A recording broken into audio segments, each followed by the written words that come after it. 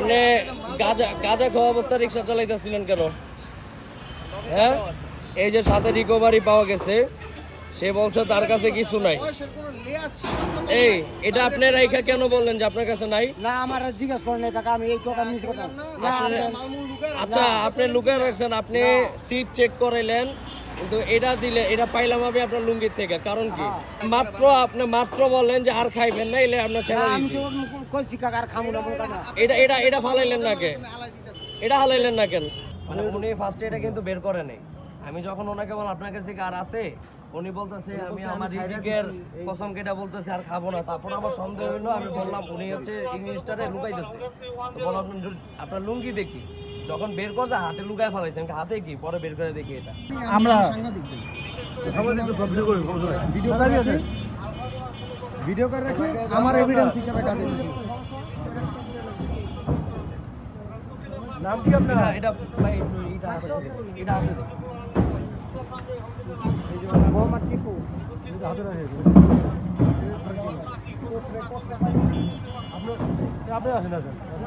আমি না থাকি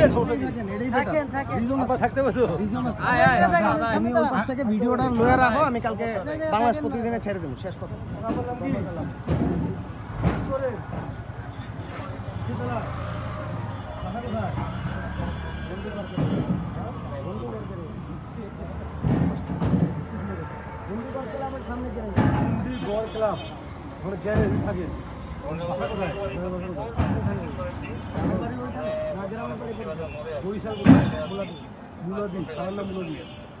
নাম কি?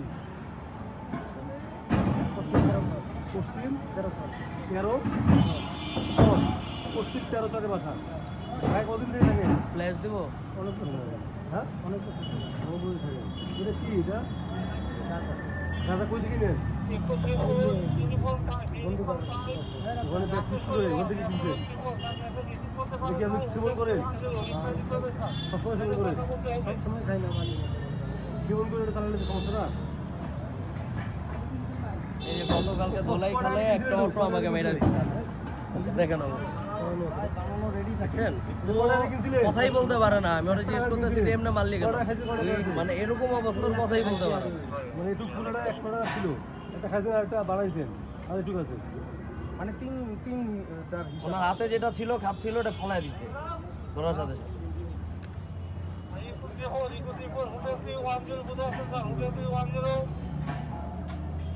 মানে উনি ফার্স্টে এটা কিন্তু বের করে নাই।